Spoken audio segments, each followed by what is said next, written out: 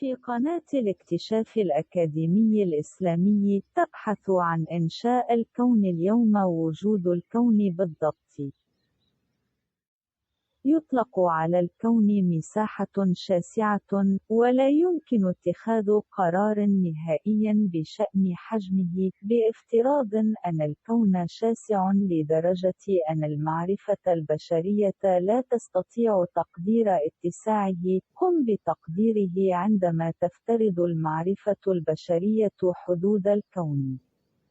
من هذه الحدود يبدأ الكون، بنفس الطريقة التي تستمر بها فكرة حدود الكون في خلق الخيال، ولكنها لن تكون قادرة على التغلب على اتساع الكون.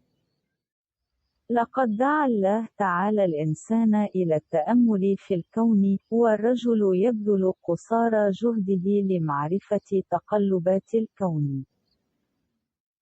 الآن اخترع الإنسان التلسكوب، الذي يظهر الأشياء أقرب 50 مرة. اخترع فلاندرز ليبرش الأول التلسكوب في عام 1608. اخترع جاليليو جاليلي التلسكوب في عام 1610، ولاحظ القمر لأول مرة باستخدام التلسكوب. الآن هو عصر التكنولوجيا الحديثة، فقد تم اختراع التلسكوب الراديوي. يزعم الخبراء أنهم يرون نجوما على بعد مليارات السنين الضوئية، أكبر بمليارات المرات من الشمس. إنه أمر إلهي. فقرة رقم 24. سورة حامٍ السجدة 12. ترجمة: لقد جعلنا العالم السماء مع المصابيح وأصبحنا أيضا آمنة. كل النجوم التي تتألق في الليل هي في السماء الأولى، حتى لو كانت المسافة بينهما بلايين السنين الضوئية. فإن أعظم حكمة في الكون هي أنه لا يوجد اضطراب في مثل هذا الكون الشاسع. قال الله تعالى. فقرة رقم 29.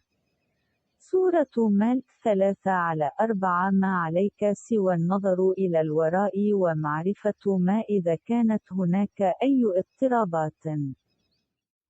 ترجمة الآية رقم 4. ثم انظر إلى الوراء فتفشل عيناك وتعود إليك متعبا.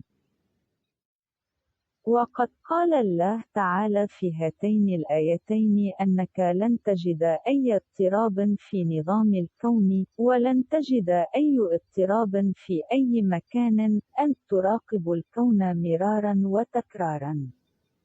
على الرغم من جهودك المتكررة، لن تتمكن من العثور على أي اضطراب في الكون. مرارا وتكرارا تعني سلسلة لا نهاية لها، فالكون يتوسع باستمرار.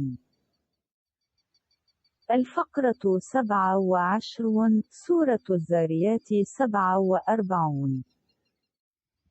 ترجمة: وقمنا صنعت السماء بقوة ونحن هم الذين يتوسعون. الطاقة تسمى الطاقة. في هذه الآية يقول الله تعالى أننا خلقنا السماوات بطاقة، وهذا يعني أن الطاقة المادية الأولية لخلق السماء كانت تتشكل المادة بتكثيف الطاقة، وتتولد الطاقة عن طريق تشتت المادة. وهكذا فإن الاثنين لا ينفصلان، وهذه الآية تثبت أن الكون يتوسع باستمرار. استمع إلى كلمات السيد جون الداري في هذا الصدد، فهو يقول إن الموجات التي تخرج من النجوم تدل على أن توليفة النجوم التي يتكون منها هذا العالم تتزايد بسرعة مثل سرعتها. ومثال على ذلك أنه في وقت من الأوقات كانت كل هذه النجوم تتجمع في هذا المركز ثم انفصلت عن بعضها وذهبت في جميع الاتجاهات بسرعة وسرعة، وقد قدر الخبراء انتشار ما يبلغ 11,000 كيلومتر في الثانية. المجرات بعيدة المدى لديها القليل من الضوء أمام أعيننا بحيث يصعب تقدير سرعتها بسبب عدم وجود ضوء كاف. يثبت هذا السياق أن مجرتنا ليست في حالة توسع وهي أيضا مركز الكون. في الواقع لا أحد يفهم المعنى الحقيقي لتوسع الكون.